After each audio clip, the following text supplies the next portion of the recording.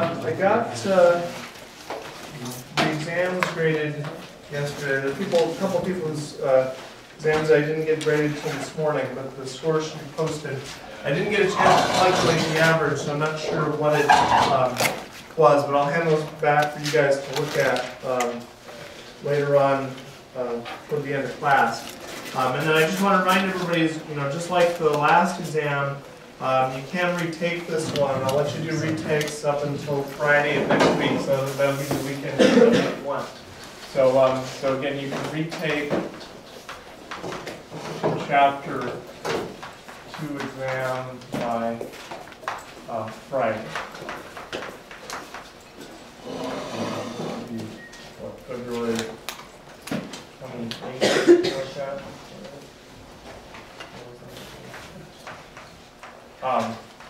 So Friday of next week. So if you guys want to go over your exam or anything with me in my office in the meantime, let me know, and I'll be happy to go over that with you. And then also, if there's anybody that did not take the exam yesterday, make sure you talk to me about that right away as soon as you can. And I won't be able to have people make it up right away after class today because I've got a doctor's appointment I have to get to right at 9:30. But if you guys do want to take it today, I will be around later on today. But at least make sure you talk to me at the end of class and make arrangements for and then also, see, I guess, like I said, I'll probably hand those back for you guys to keep either toward the end of next week or the week after. But if you do want to look at them, like I said, I will hand those back for you guys to look at them. And then, so I guess we're going to start a new chapter, I guess. And there shouldn't be a lot of relationships between what we're doing in this chapter and the last one. So if you didn't do well on chapter 2, you might actually do pretty well in chapter 3. And we're going to kind of switch gears here and think about things more visually in this chapter. So chapter 3 is about linear equations and inequalities in 2 variables. So we've mainly been talking about equations in 1 variable, and so these are still going to be linear, so they will be lines.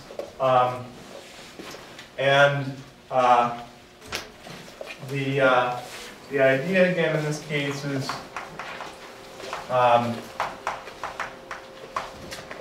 these are going to be linear equations, and we're also going to be talking about inequalities again.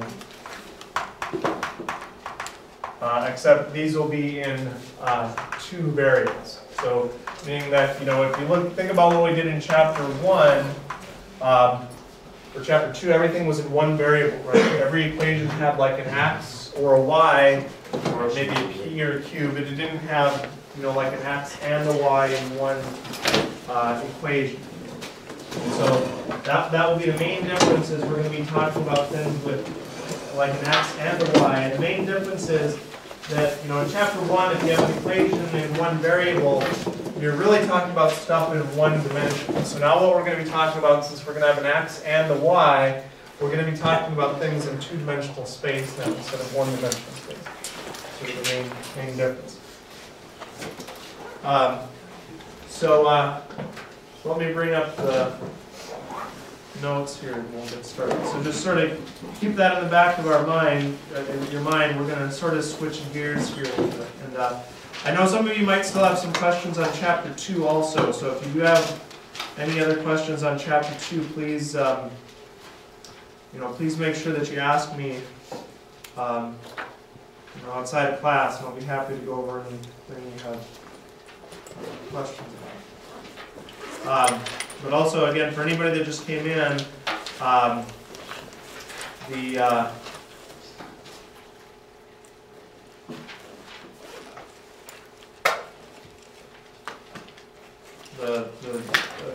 retake on the chapter 2 exam is, you can do it any time up until next Friday. And again, if anybody did not take the exam, make sure you talk to me about that as soon as you can. Okay, so like I said, we're going to be talking about linear equations in 2 variables in this section. And so these are some of the things we're going to look at. So we'll define what it means to be a linear equation in two variables. We'll see that we can actually draw a picture of these sorts of equations, unlike an equation in one variable. You could sort of draw a picture, but normally the solution was like x equals 2 or x equals 3. We'll see in this case that if you have two variables, there are actually an infinite number of solutions you can have. And then we're still going to be talking about lines, because again, these are going to be linear equations. So we'll talk about the slope of a line, which some of you may have heard of, and then we'll talk about how to graph linear equations. And then if we get a chance, I may skip the last section depending on where we're at here, but we may talk about this thing called functions. So the first section, 3.1, is about reading graphs, and it's just sort of an introduction to linear equations in two variables. And so we'll look at interpreting graphs, which we've looked at before, and then we'll talk about solutions of linear equations. And it turns out that the solution to a linear equation won't just be one number, it'll be a pair of numbers. So it'll be like 1 and 3 or something. We'll write those as an ordered pair. And then we'll talk about deciding whether a given ordered pair is a solution or not. And then we'll talk about how to actually sort of draw the ordered pairs on a two-dimensional plane. In other words, how to plot points. We've done that before. So the first thing this book talks about is sort of interpreting graphs, which we've looked at before. So I don't want to spend too much time on this. But the idea, again, is a lot of information can be represented in terms of a picture. And that's sort of the main idea of this section, is we're going to now talk about equations in terms of pictures. So we want to just talk about representing information in terms of pictures first of all.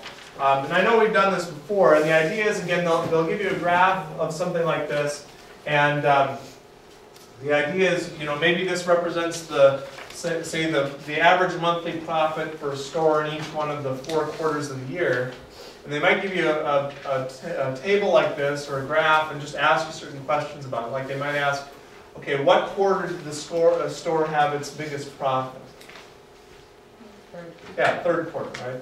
What was the profit in that third quarter on average? Yeah, it was about 90, and again, maybe that stands for 90,000 or something like that. Right? Which quarter had the least profit? Yeah, so it looks like the fourth and the first are about the same. It's kind of hard to tell. So if you said first or fourth, or first and fourth, that would be the answer. So the idea again is, they'll give you a graph like this and just ask you certain questions about it, which I think we've done before in some other sections. So that's not the main focus of this chapter, but it is included in here. So I just thought I'd mention it. And I should also mention you can represent data like this in several different ways. This is a bar chart where you've got things represented with bars, but you can also represent the same data in other ways. Like here's the same data but represented with a line. So the idea is you've still got the third quarter, right? The profit is still 90,000. And I just generated these charts in Excel. And I'm not going to expect you guys to know how to use Excel, but if you ever have to do I don't know if you guys have ever used Excel, but if you have to represent a bunch of data, especially if you want to represent it in terms of pictures, Excel is a good tool for doing that, and there are a lot of other tools for doing that. But again, I can sort of ask you the same sorts of questions with this chart. What was the profit in the third quarter? It was 90,000. Which quarters had the least profit, right? That would be the first and fourth quarter again. So again, there are just different ways of representing data, or you can maybe represent the data in a pie chart and things like that. Like I said, that's something we've gone over before, and that's not really the main focus of this chapter. This is just something to kind of get you used to the idea of sort of representing data or numbers with pictures. So the idea basically is what we mainly want to focus on is this idea of a linear equation in two variables. So remember, a linear equation in one variable was something of this form, or something you could rearrange and put in that form, where capital A, B, and C are just numbers. So the idea basically is if you have two variables, we're just going to add another variable, but it'll be sort of the same thing. So what I'm going to do then is I'm just going to say, okay, I've got a linear equation in two variables. I'm just going to put another variable, which we'll call y somewhere. But otherwise, it's pretty much the same thing. So again, this is a linear equation in one variable. And this is again a linear equation in two variables.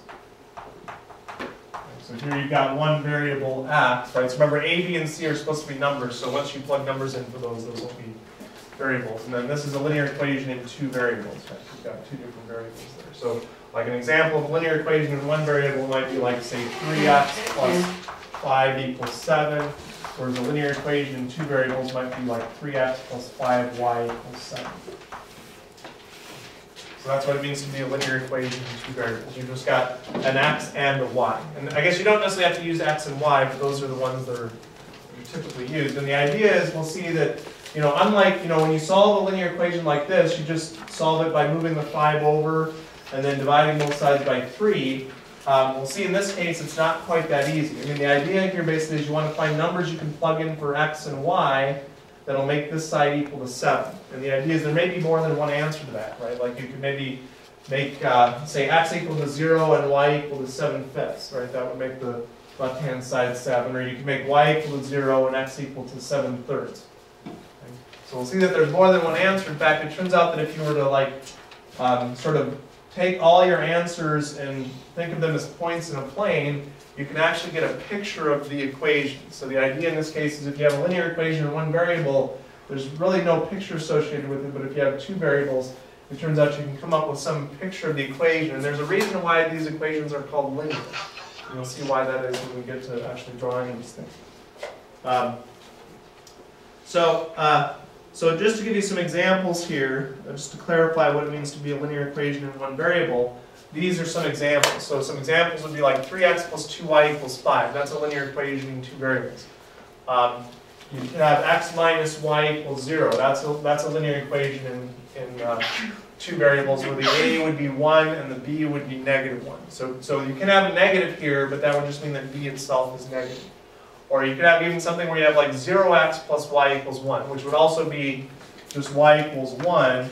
So in a way, even if you have one variable, you can really think of that as a linear equation in two variables. It's just that one of the numbers, a or b, are 0. Right?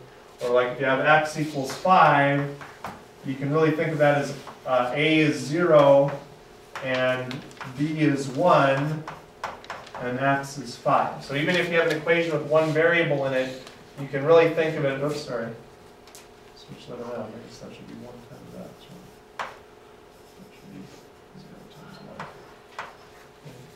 So if you have x equals 5, right, that's the same thing as 1 times x plus 0 times y equals 5. Right? It's just that a is 1 and b is 0. So even if you have an equation like this in one variable, you can really think of it as an equation in two variables sort of in disguise. It's just that the number in front of the y is 0. So those are all examples of linear equations in two variables. The only thing is that, again, a and b can't both be 0 at the same time, so you can't have both this number and that number are 0. So you can't have like 0 equals 5. That's not a linear equation. So those are some examples. Now, like I said, the idea is that if you're given a linear equation like this, there are lots of different answers to it, right? There may be more than one answer to the solution for this equation, unlike this one, right? So well, let's talk about what it means to be a solution to a linear equation. So before we do that, though, is it clear to everybody what's meant by a linear equation in two variables? It's just basically saying that you have an x and a y in the equation. And again, the idea behind it being linear basically is the power on the x and y have to be 1. So if you have, like, say, 3x squared plus 2y squared equals 7, right? Although that would be an equation in two variables, it would not be linear. So the important thing is the power on the x and y have to be 1. So you have to be able to rearrange the equation and put it in that form if it's linear in two variables. So any questions about that? Okay, so let's talk about what it means to be a solution to a linear equation. So the idea is, let's say you're given some linear equation like, say, 2x plus y equals 3. So the idea is, one way you can solve any equation is just guess, right? Just look at it and see, well, are there numbers I can plug in for the variables that make the left-hand side equal to the right-hand side? And that's one way you can do this. The only trouble is, well, like I said, there may be a lot of different solutions for this, right? Unlike if I had, 2x plus y equals 1, or 2x plus 1 equals 3, right? If I just have one variable, I only get one solution for that, right? I'll get x equals 1. If I subtract 1 from both sides, I'll get 2x equals 2. And if I divide both sides by 2, I'll get x equals 1. I only get one solution, right? Because there's only one number I can plug in for x that makes this side equal to the other side. Namely, that's 1, right? 2 times 1 is 2, plus 1 is 3. Right? But for something like this where you have more than one variable, it's possible you could have a lot of different numbers you could plug in for x and y that make the left-hand side equal to the right-hand side. So although we might not be able to find all of them, let's find some of them. So can somebody tell me numbers you could plug in for x and y here to make this side equal to 3? Some might be easier to see than others. Yeah, x is 1 and y is 1. And normally we'll write those as ordered, what are known as ordered pairs. So I'll write the x number first, and then I'll write a comma, and then I'll write the y number, and then I'll put parentheses after it. So rather than writing x equals 1 and y equals 1, I'm just going to write 1 comma 1, meaning that x is 1 and y is 1. Can anybody see any other solutions there? X is 0, y is 3. Yeah, x is 0, y is 3. That would be another solution. If x is 0, that'll be 0. If y is 3, we get 3 equals 3. Anything else? Well, it turns out that, so you might not see any other solutions, but it turns out that there are a bunch more. In fact, there are infinitely many more. We can spend the whole rest of the class just generating solutions to that equation. Just to give you another solution, for example, they don't have to be whole numbers. I mean, you could do, x is equal to 1/2 and y is equal to 2. And so if x is 1/2, that'll be 1, y would be 2, 1 plus 2 is 3, right? Or you could even do negative numbers, like you could do x is -1 and y would be 5, right? Then you get -2 plus 5, that would be 3. And you keep going like that forever to the end of time if you want.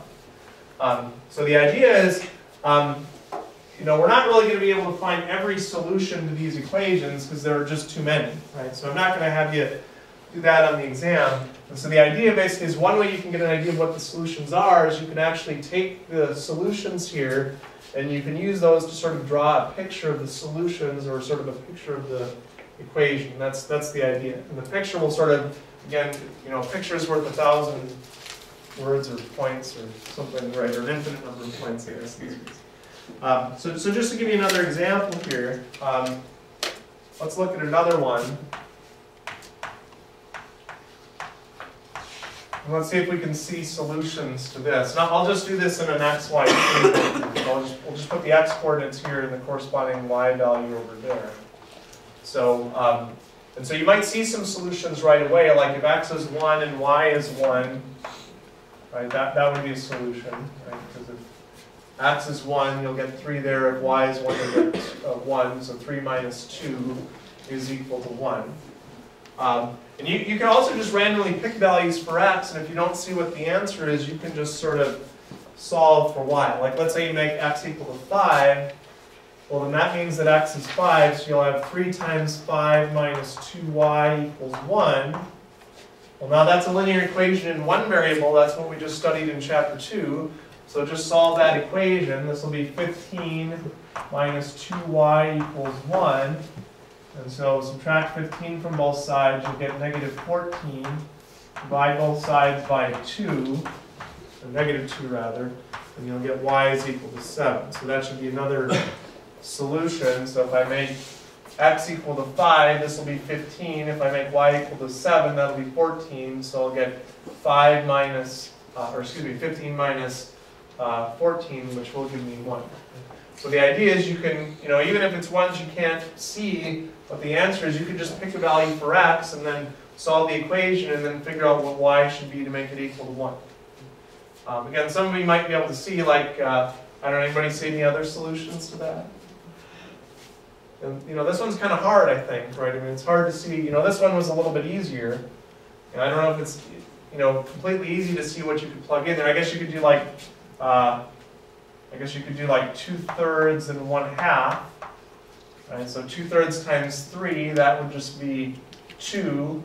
And then half of 2 is 1, so you get 2 minus 1. You can always do stuff like that. But again, if you don't see the solutions, just pick a number for x and then just use that to figure out the value for y. So somebody just give me another number for x. I mean, relatively small, somewhere between like 10 and -10. how about negative 8? What if I make x negative 8? Well, what's y going to be in that case? Well, if you're not sure, just plug it into the equation and solve it and see what you get. So you'll get 3 times negative 8 minus 2y equals 1. So you'll get negative 24 minus 2y equals 1. So you'll get negative 2y equals 25. I guess if you add 24 to both sides. And you're not going to get a whole number in this case, right? I guess y will be negative 25 over 2, right? Because you're taking a positive divided by a negative. So that would be negative 25 over 2, or I guess, about negative 12.5. So that would be the solution for that one. Right? So if x is negative 8, then y has to be negative 12.5 for the right hand or the left hand side to be equal to 1. So again, sometimes you can look at an equation and just see the solutions. If you don't see the solutions, just pick a value for x or y, and then solve for the other one. And solve for, pick a value for x, just plug that in, and then use that to solve for y. I mean, obviously, it's nicer to get solutions that are easier, like 1 and 1 is easier than 2/3 and 1/3. So, but the answers aren't always going to come out to be nice whole numbers like this one, right? So negative 12.5 is very nice. Okay, but that's the idea. That is, to find a solution to any equation, regardless of what it is, you're basically just trying to figure out, well, what numbers can I plug into the variables that makes the left-hand side equal to the right-hand side. There are lots of ways of doing that, right? You can just guess. In this case, you can just pick a number for x, and then once you get that, solve for y, and you should, in most cases, get an answer for that. So the idea, basically, is that you can, again, write the solutions as ordered pairs. You can write them as things where you have sort of your x and your y. And the idea then is, I want to just talk about that a little bit more. So the idea again is that the solutions to a linear equation can be written as ordered pairs. There may be problems like this where they won't tell you what values to use for x and y, and you have to figure things out. But there might be another problem like this where they'll give you an equation and they'll say, okay, well, if x is 2, what's the corresponding value for y going to be? Well, that would be very similar to what I just did up here, right, where I picked a value of, like, say, negative 8 for x, and then you just solve the equation for y. So let's just do that as an example in this case, and then we'll try to write the solution as an ordered pair, as sort of the x, comma, whatever the y is. So the idea in this case is if I'm given the equation 2x plus 4y equals 6, then in this case, again, I'm basically sort of doing things in an xy table again, just like I did before. I guess you don't have to put it in a table, but it helps me keep organized. So the idea is if you're picking x is equal to 2, well, what does y have to be so that the left-hand side is 6? And you might be able to just see the answer in this case, but if you don't, just plug 2 in for x, just like I plugged negative 8 in for x there, and then just solve for y. So you'll get 2 times 2 plus 4 times y equals 6. So you'll get 4 plus 4y equals 6. Or you'll get 4y equals 2, right, if you subtract 4 from both sides. And then just divide both sides by 2, and so you get y equals 1/2. And if you want to double check to see if you're right, just plug those numbers in for x and y and see what you get, right? I mean, 2 times 2, that would be 4. What's half of 4? Well, that's 2, so you have 4 plus 2, and that does give you 6. And it doesn't ask you to find any other solutions in this case. Again, let me just write them as an ordered pair like that. And that's all you have to do for this one. So there might be problems where they'll say, okay, generate as many solutions as you can, or generate 5 or 6 solutions. There might be problems like this where they'll give you the value for x, and all you have to simply do is find the corresponding value for y that makes the equation true. Okay, so just before we kind of switch gears here, let's just do one more example of this. So let's say I've got the equation x plus 2y equals 8. And I want to generate a bunch of ordered pairs, and again, let's just do them in a table like we did before. And so let's just do this by, again, you might see some solutions, but let's actually generate the solutions by just picking values for x and solving for y. So somebody give me a number for x. So, something fairly small, between like 10 and negative 10. 4. Okay, so I started 8 and 4. Okay, so let's try both of those. And it doesn't say how many ordered pairs to construct here. So if it says something like that on the exam or the homework, just use your common sense. I mean, because like I said, you could construct the rest of this table forever. So just, I think in the book they'll say, construct like 5 ordered pairs or something. So they'll tell you how many to stop at. So let's just do like 4 or 5 for this one. So if x is 8, what's y going to be? Again, you might be able to see it. If you don't, just plug it into the equation and solve for it, right? So just plug 8 in for x. Before we solve it, what do you think it's going to be? Yeah, it should be 0, right? 8 plus 2 times 0 should be 8. So if we solve that equation, we better get what? Yeah, better get 0. Right? So let's see if that's what happens. So I subtract 8 from both sides. And I divide both sides by 2. And what's 0 divided by 2? That's just 0. And so it does give you the right answer. So again, if you see it, you can just write it down. But if you don't see it, remember, you can always just plug the value in for x and solve for y. You can also do it in reverse. You can pick a value for y and solve for x. We haven't done that yet, but you can do it that way if you want. Well, let's say that x is 4. What's y going to be in that case? And try to do it without the equation first if you can. Can you just see what it's going to be? Yeah, if you don't see it, then plug it into the equation. I think you're right. I think it's going to be 2. So let's solve that equation and see if we get 2. So I'm just going to replace x with 4, and then just solve it for y. So I'll get 2y is equal to 4 if I subtract 4 from both sides, right? 8 minus 4 is 4. And then divide both sides by 2, and I do get what we're expecting, 2. I have a question. Yeah? How would you know the right number for x? Oh, yeah, well, it turns out that in this particular case, for these sorts of equations, you can pretty much pick any number you want. Any number. So yeah, so you shouldn't have to worry. Yeah, you can even make them negative, or you can even make them decimals if you want. We haven't really done that, but we could. Just to show you, like, let's say you pick x is equal to negative 0.25 or something like that. It might be harder to calculate the value for y. So although you can do that, I would just recommend sticking with whole numbers. I mean, so let's say you make it 0.25, right? Then you'd have negative 0.25 plus 2y equals 8. And then you'd have 2y equals 8.25. And then just divide both sides by 2. Let's see, well, 8 divided by 2, that's 4.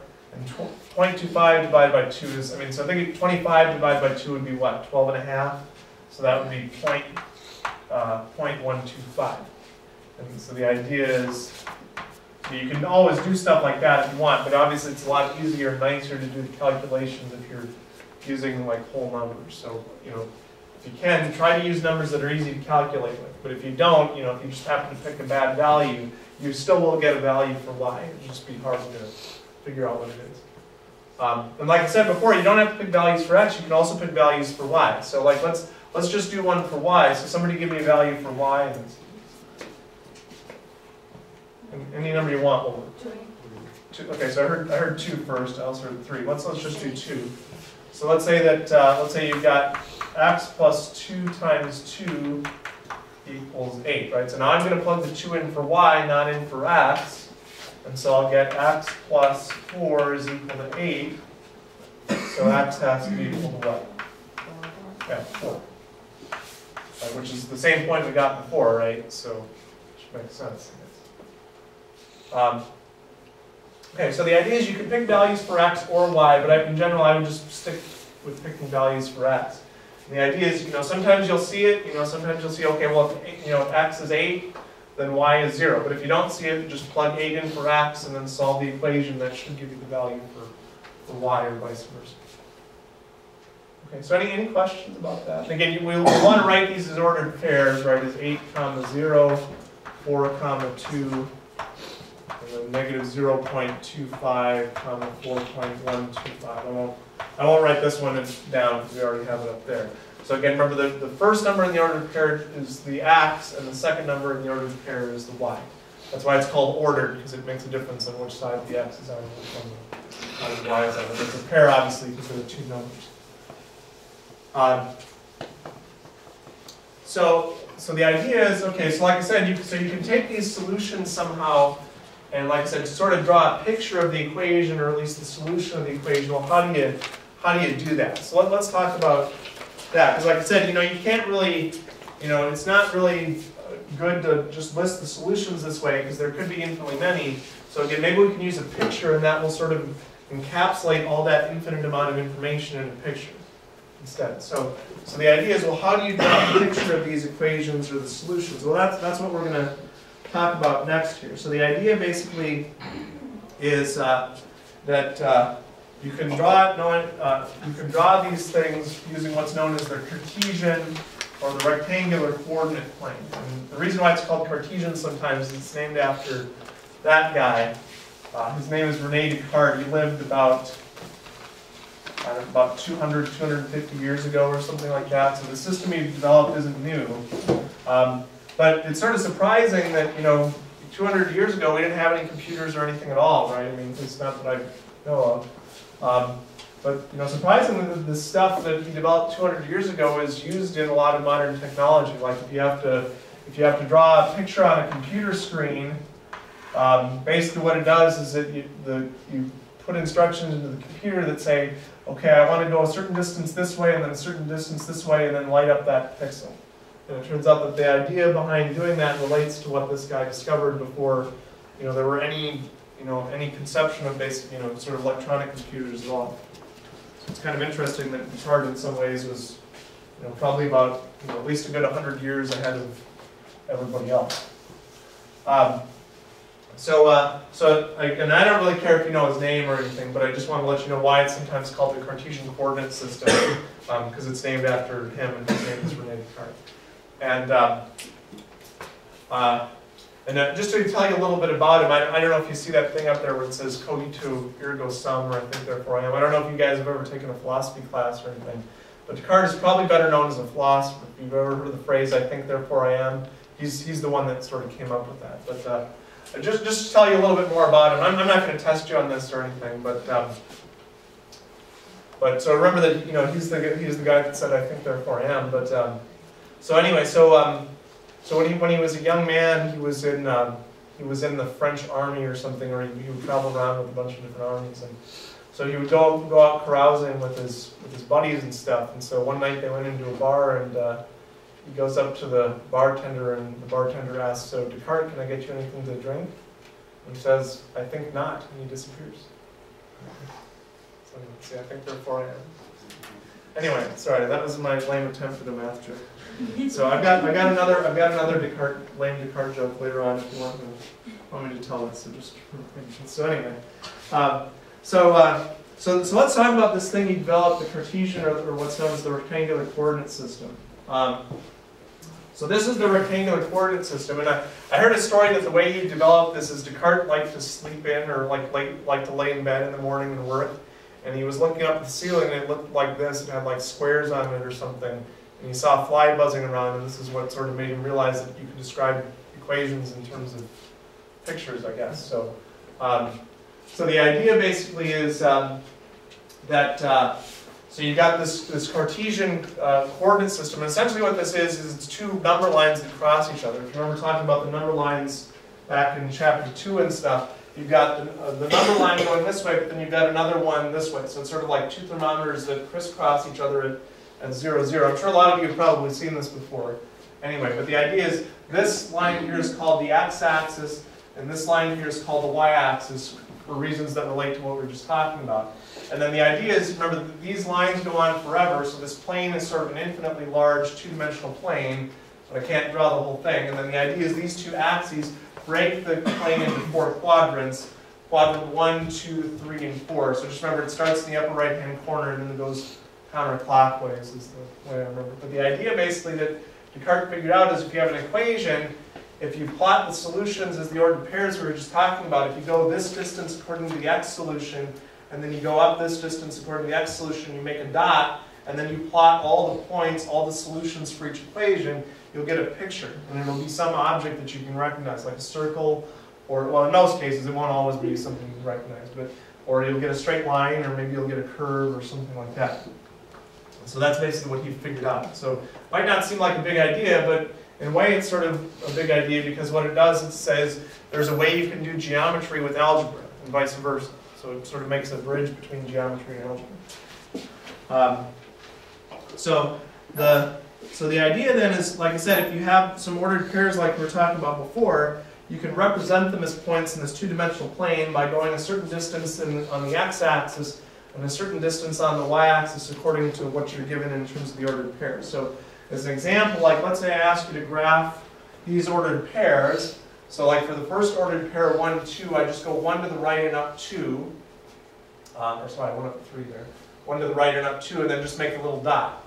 And then just go over here, you go 2 to the left. So if you have a -2, that just means you go to the left on the x-axis, and then you make a little dot. For this one here, right, I've got a -3, so I go 3 to the left, and then I go down 1 and make a little dot there. Be careful, don't get your axes, don't go in the wrong direction. It's easy to look at a point like this and accidentally go up 2 and over 1. So just remember the first number is always left to right, the second number is always up down. So like for this last point here, starting at the origin, which way would I go for the 2, -1?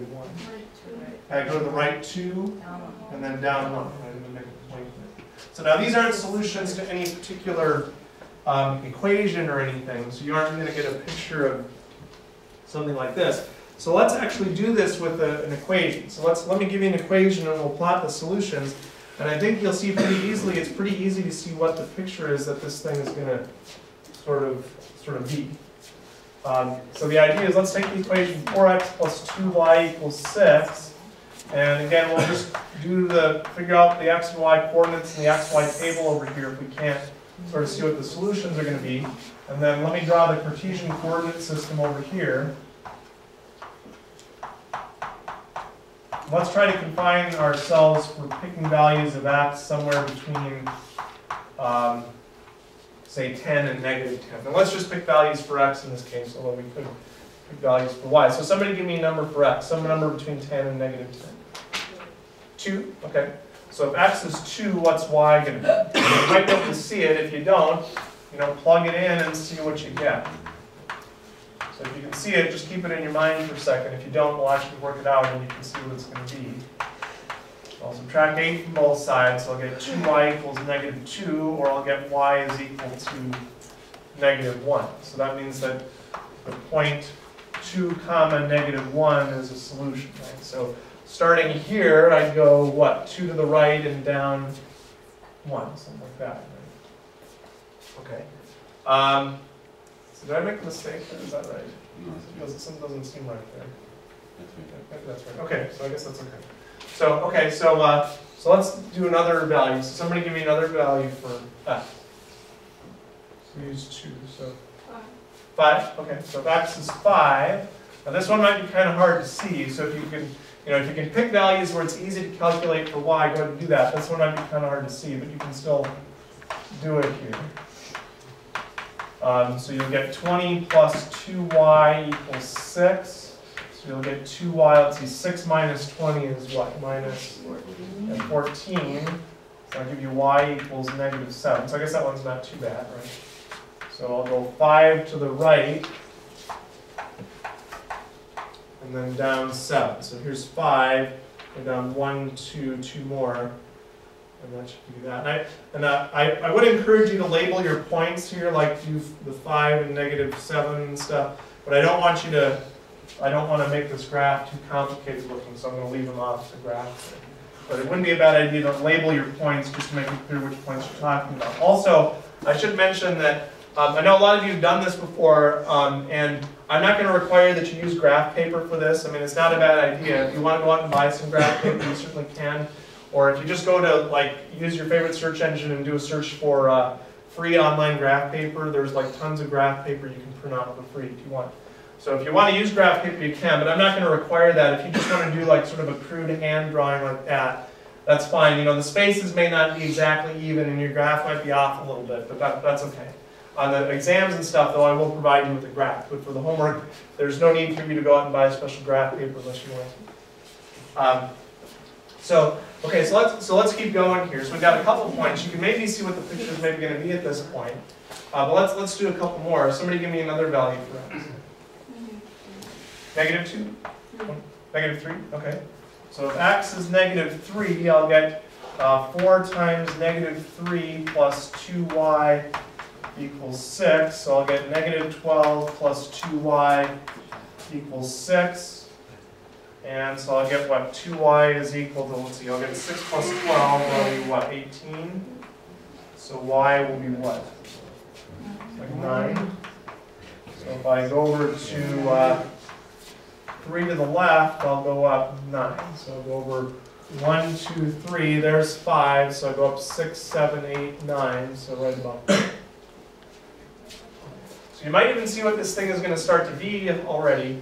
If you don't, the idea basically is you just plot as many points as you need to see what it's going to look like. And again, these will be fairly simple objects. If you have more complicated objects, you may have to graph like 100 points or something before you see it. We've only got 3 so far. But let's just do one more. And then I'll have you guys kind of guess and see what you think this thing is going to be. So let me pick a value for x this time. Let me say pick x is equal to 0. So if x is equal to 0, what's y going to be? Yeah, so if x is 0, I'll get 2y equals 6. So y will be well, close, careful. So 2 times what will be 6? 3, right? So that would be 0, 3. So I'll go left and right 0 and up 3. Okay, so here's my points. Now the idea, as I plot more and more points, I'll get more and more points here. But I'm just going to stop there. So if I were to plot more and more points, what do you think I would get there? Like if I were to kind of connect the dots, yeah, I'd get a line, right? Well, what are these? What type of equation is this? Well, it's a linear equation in 2 variables. Why do you think it's called linear? Yeah, because you get a straight line when you graph it.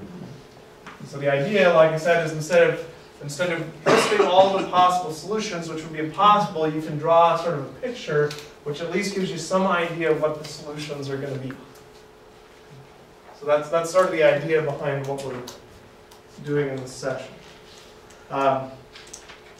So let's just do one more, and then maybe an application, and that'll wrap this section up, and then I'll hand the exams back for you guys to look at. Unfortunately, I don't know if I'll be able to answer questions today, though, because like I said, I do have to go right away.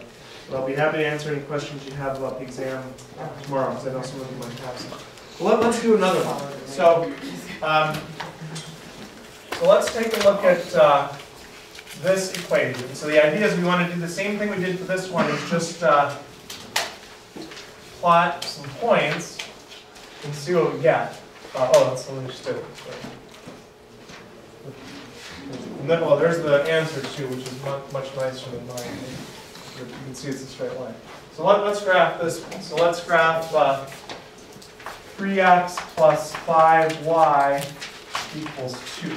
And so again, we'll do this with an xy table, and then we'll just plot it on the Cartesian coordinate system, just like the last one.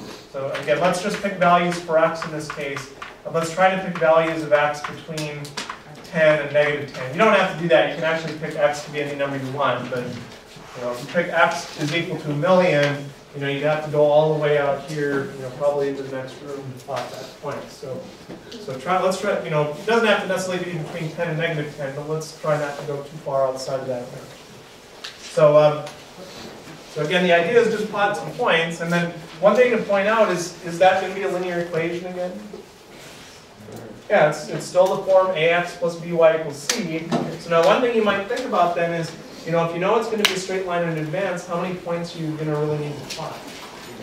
Yeah, two at the bare minimum, but maybe 3 to be on the safe side. If you've got 2 points and then you plot a third point and it's not in a straight line, it means that you've done something wrong. So I would plot at least 3 just to be on the safe side, but you need a bare minimum of 2. So let's try and generate at least 3 points, and then we'll see if they all line up on a line.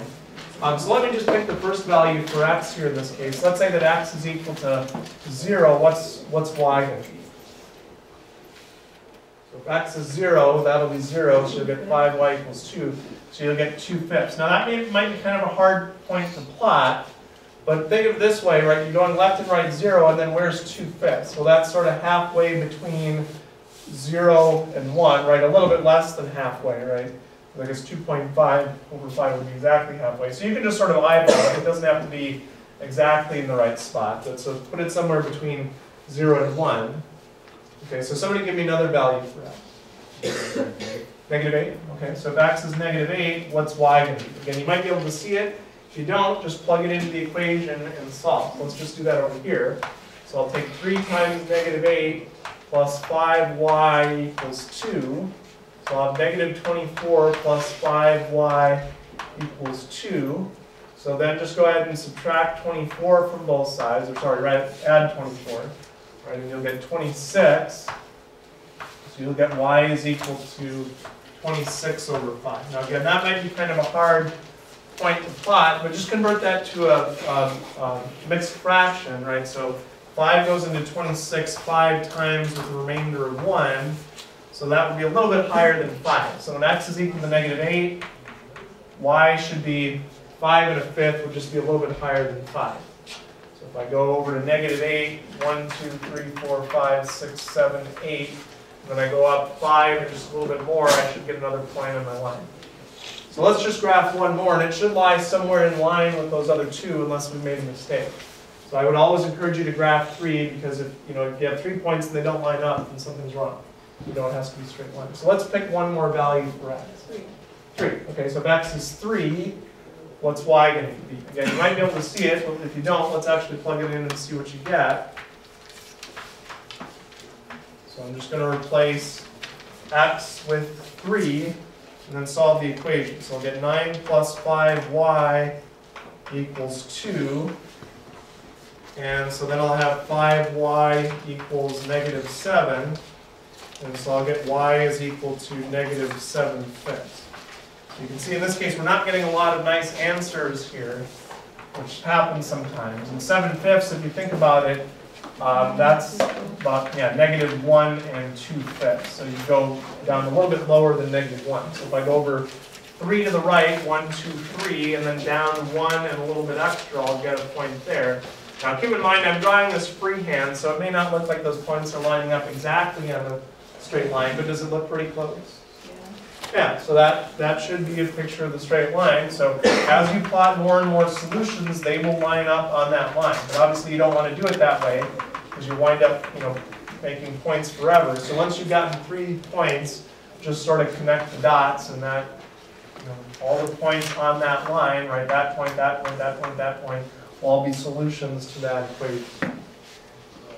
So that's sort of the idea. I know I've only got a few minutes left, so I don't know if I'll quite get a chance to get to this application. But one thing I wanted to talk about is, where can you actually use this stuff with linear equations? So just to give you an example, like if you ever worked for commission, that's an example of a linear equation. So the idea in this case is we're not going to use x and y, but we're going to use the variables I and g. So the idea in this case is that the person's income I is equal to 8% of whatever they sell, which we'll call G. And then they also get $100, right? So the idea is if they don't sell anything, if G is 0, then they still make $100 per month. Let's say this is their monthly salary. And the idea then is they would get 8% of whatever they sell. And you might think, well, that doesn't look like a linear equation. Well, it is really. If I were to move everything over to one side, in this case, you want to think of G as like x and I is like y. If you look at it, it is of the form a number times x plus a number times y equals 100. It's just that we're calling, we're not calling them x and y. So it is a linear equation. And the idea basically is you can draw a picture of that equation. Since we're running out of time, I don't know if I'll do that today. But the idea is you can make a table just like we did before. You can make a G comma I table. And you can even get some simple points, like if G is 0, if they don't sell anything, then their income is 100. Right? If they, let's say that they sell $100 worth of stuff, if G is 100, that's going to move the decimal over 2 places. The person will make $108 a month. Right? So they better be a pretty good salesperson if they want to make enough to live on. Right? The idea is you would plot those points, and it would give you a straight line. And then the idea is you could sort of use that equation to help you figure out, okay, well, if I sell a certain amount of money, how much am I going to make? And the idea is you don't even have to really know any math to do it. You can program a computer with that equation. You just type in the value for G and then spit out the value for Right, so since we don't really have time to finish this one, we'll do it tomorrow. So for those of you that want to see your exam, I do have them up here. Otherwise, if all you want to see is your score, that should be up on Blackboard. And although I'm not going to have really time to take questions today, I will try to take questions tomorrow at the end of class.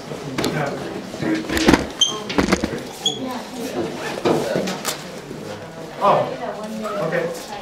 Yeah. Oh, I forgot to tell you guys, like I said, I'm probably going to select 2.7 or 2.8 or 2.6 or something more. So, do you have those sections done? Do you have one? Oh, why don't you just talk to me Monday, and maybe I'll plug in the different section. Okay. Yeah, I might collect something earlier, but it's probably most likely to be those 3 sections.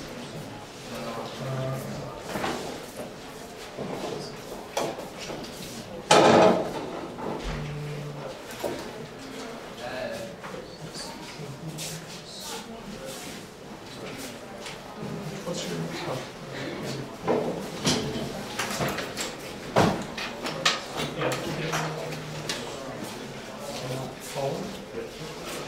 I do need these back, and you guys are going to.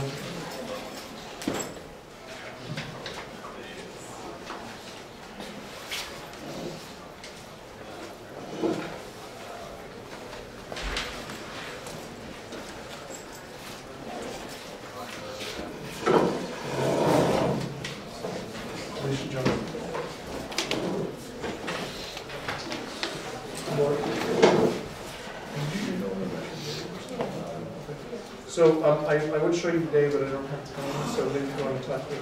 But I'm pretty sure it's in there, so if it's not, then I can show you later. Saturday, got my book. I gotta do homework.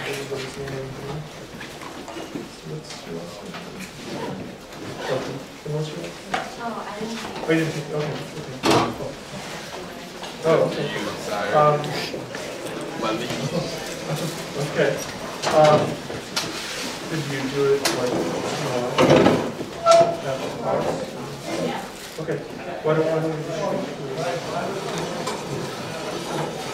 so you know what? Maybe it's slightly different version. That's cool. You're gonna do this.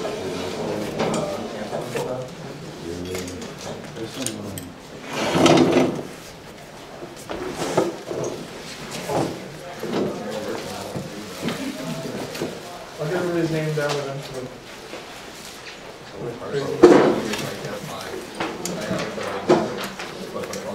Yeah, well, that's just got What I wanted to get. a bunch of other stuff going on. We got the doctor's appointment to get through.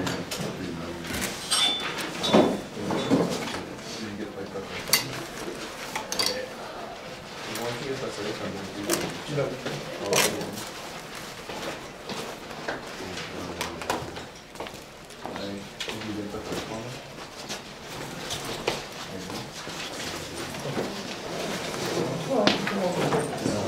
I might curve this out and see how it is.